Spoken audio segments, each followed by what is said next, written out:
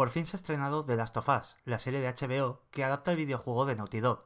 ¿Y qué tal ha salido? Bueno, tenemos solo el primer capítulo y es pronto para ensalzarla o hundirla, pero la verdad es que este primer capítulo es bastante prometedor. Te aviso de que en este vídeo van a haber spoilers del primer capítulo, así que si aún no lo has visto, aquí te espero.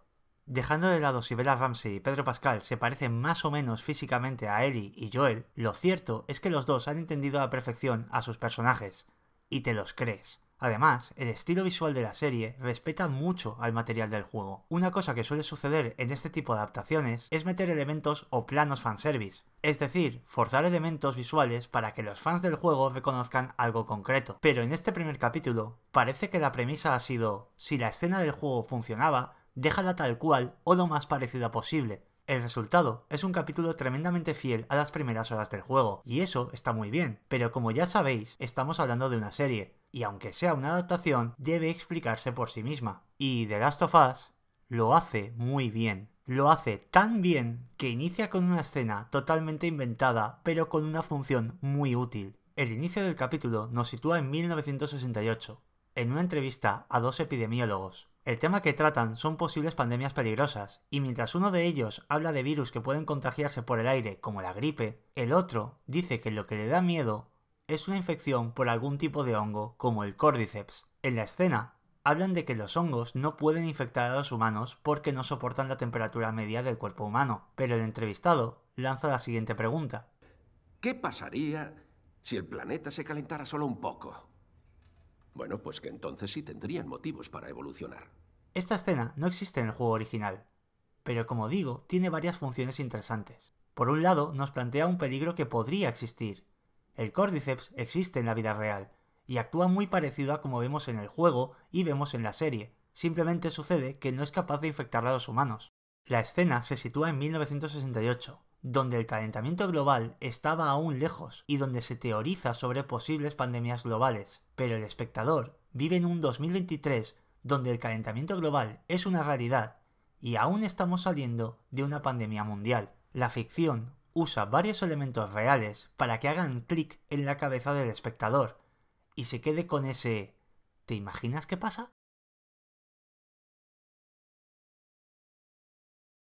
Después de ver el programa de 1968, pasamos a 2003 y nos ponemos en el punto de vista de Sarah. El punto de vista en el audiovisual indica desde qué prisma tenemos que ver lo que sucede. Un ejemplo sencillo sería un atraco. El hecho es el atraco en sí, pero no es igual si lo vivimos como el atracador o si lo vivimos como la víctima del atraco. La primera parte del capítulo la vamos a vivir desde el punto de vista de Sarah, la hija de Joel. De hecho, pasaremos todo un día con ella. Veremos cómo se lleva muy bien con su padre y su tío Tommy. Además, es una buena chica que estudia y se preocupa por su padre. De hecho, como regalo de cumpleaños, quiere reparar el reloj de Joel, que hace tiempo que no funciona. Estos detalles harán que Sarah nos caiga bien, aunque apenas la conozcamos, pero de forma encubierta veremos la progresión de la infección hasta que estalle el brote esa misma noche. Durante el desayuno, escuchan por la radio que están habiendo altercados en Yakarta. Sin embargo, la conversación de Joel, Tommy y Sarah deriva a ¿dónde está Yakarta? Es un lugar lejano, por lo que poco les importa lo que allí pueda estar sucediendo, ¿no? Pero el día acaba de empezar. Mientras está en clase, Sarah está impaciente por ir al relojero para poder llevar a cabo su regalo, pero este simple detalle sirve para situarnos y hacernos conscientes del paso del tiempo. Cuando por fin está en el relojero, de repente la mujer de este le dice que se vaya a casa y cierra la tienda muy alterada. Parece que la mujer ha visto algo que ninguno de los otros personajes sabe. La situación poco a poco se va enrareciendo y llegamos a ver que la anciana vecina parece estar infectada, pero aún no ha llegado el momento de que todo estalle. El concepto es muy sencillo. A medida que ha pasado el día, la infección ha ido creciendo, y nosotros lo hemos vivido con un personaje que nos cae bien, pero que tiene miedo y claramente puede estar en peligro. ¿Cómo sabemos que tiene miedo? Lo sabemos por un diálogo de Joel. Mientras Sarah espera a su padre, en la televisión se habla de una ola de violencia, y cuando Joel llega, dice que Por fin has cerrado con llave. si Joel dice por fin, quiere decir que Sarah normalmente no lo hace, y seguramente él tenga siempre que recordárselo. Que ahora la chica haya cerrado con llave es la prueba de que tiene miedo, aunque no lo demuestre. La última pista de que todo está a punto de estallar nos la da Tommy, cuando le dice a Joel que le han metido en el calabozo porque ha dejado cao a un tipo que se ha vuelto loco y ha ido a por una camarera. Este último dato de información nos lo dan con Sarah dormida, pero toda la progresión de la infección la hemos ido viviendo desde su punto de vista, y de hecho, cuando todo estalle por fin, seguiremos viéndolo desde su punto de vista. Es un personaje que está prácticamente indefenso en esa situación, por lo que esa indefensión se traslada al espectador. Además, le está costando asimilar todo lo que ve, incluido el hecho de que su padre acabe de matar a alguien, y que luego se muestre frío dejando abandonado a su suerte a toda una familia. El punto de vista negativo cambia a Joel después del accidente, cuando Sarah resulta herida. Ahora, la sensación que nos transmiten es la urgencia por poner a su familia a salvo, y por fin llegamos al momento crítico de toda esta secuencia. Sarah muere. Llevamos poco más de 30 minutos de capítulo, y Sarah es el personaje con el que más tiempo hemos pasado, por lo que su muerte nos duele. Pero además, vivimos este momento desde el punto de vista de Joel, que ha fracasado tratando de proteger a su hija. En el tramo final del capítulo, cuando el soldado les detiene y va a hacerles las pruebas de infección, el punto de vista pasa a ser el de Ellie. A medida que el soldado le realiza la prueba a Tess y luego a Joel, vemos planos cortos de Ellie, porque esa prueba va a descubrir que técnicamente ella está infectada, y es ahí cuando reacciona con la navaja. El punto de vista va a ir cambiando de un personaje a otro en función de cómo nos quieran hacer sentir. Y eso lo percibiremos por cómo utiliza el director los medios del lenguaje cinematográfico, aunque estemos hablando de una serie.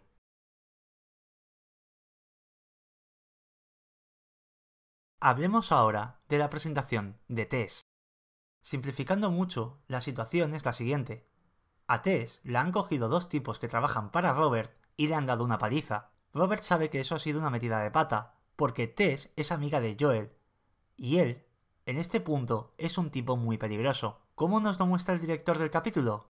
Por un lado, resulta llamativo que en el diálogo Robert se muestra nervioso y trata de justificarse continuamente, mientras Tess solo quiere zanjar el tema e irse de allí. Pero lo que hace el director Craig Mazin es muy interesante. La escena comienza con dos planos de Robert mientras parece estar respondiendo a un interrogatorio. Cuando nos muestran a Tess, vemos que le han pegado, pero ella parece ser la que tiene el control de la situación. Robert se levanta agobiado, y en el plano general, vemos que Tess está con dos tipos detrás. Visualmente, ella parece la líder de esa situación, a pesar de que en breve descubriremos que esos dos tipos son los que la han pegado. Robert no para de moverse nervioso de un lado para otro, mientras Tess casi parece en su casa. Incluso llega a decirle ella a Robert cómo tiene que castigar a sus hombres. Cuando Robert admite que tiene miedo de Joel, Tess se pone seria y zanja el tema. Aunque la situación es que Tess está atrapada, toda la puesta en escena nos señala lo contrario. De esta manera nos hacemos una idea de qué tipo de persona es Tess. Y ahora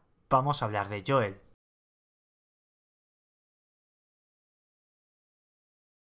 En los primeros minutos del capítulo se nos da información de Joel mediante la narrativa ambiental. Cuando Sarah va a coger el reloj para repararlo, vemos que Joel tiene una gran navaja, y apenas un momento después se nos muestra que en el coche hay una pegatina que indica que es un veterano de guerra.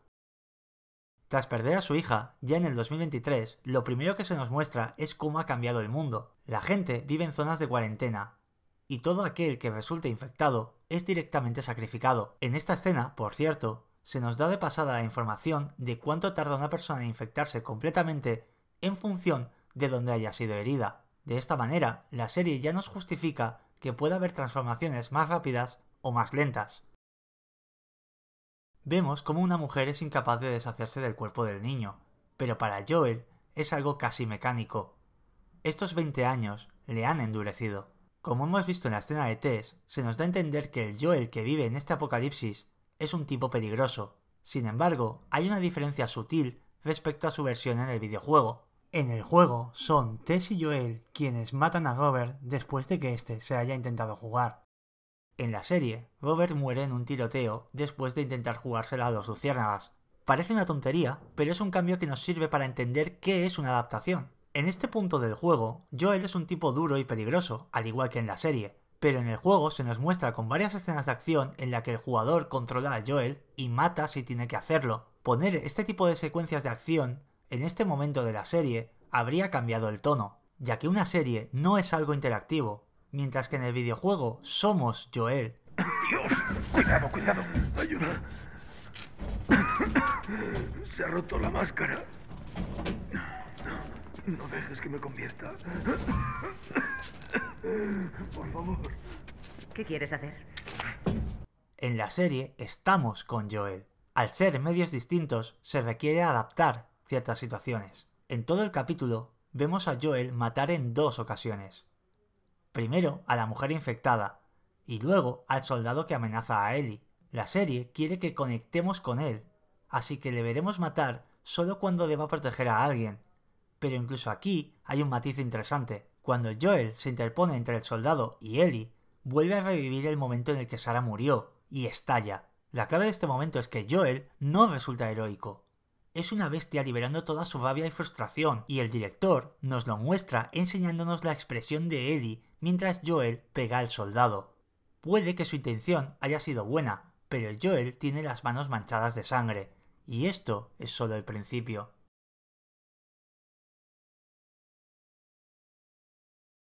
En un momento del capítulo, Ellie descubre que Joel tiene un código de contrabandista con 2 compañeros usando canciones de las décadas 60, 70 y 80. La chica descubre que las canciones de los 80 son la clave que significa problemas. Cuando el capítulo termina, la radio de Joel se enciende mientras se escucha Never Let Me Down Again, una canción del 87, y de fondo podemos escuchar el primer sonido de los chasqueadores. La canción, además, comienza con los versos "Me iré de viaje con mi mejor amigo y espero que nunca vuelva a decepcionarme". Un detalle que podría llegar a catalogarse como un error es la escena en la que Tess y Joel ven a un infectado fosilizado en la pared.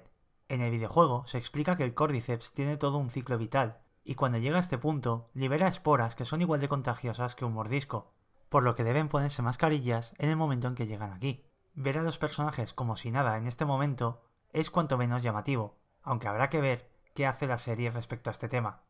En este canal no suelo analizar series principalmente porque suelo basar los vídeos en las ideas clave de la dirección, pero una serie suele tener varios directores que se alternan los capítulos. De hecho, los 9 capítulos de The Last of Us van a estar dirigidos por 7 directores diferentes. No descarto analizar escenas concretas de vez en cuando, pero si veo mucho apoyo en este vídeo en forma de comentarios, likes y que compartáis el vídeo con conocidos, ya sabéis, todas estas movidas de youtuber, quizá me planteo ir haciendo un vídeo por capítulo.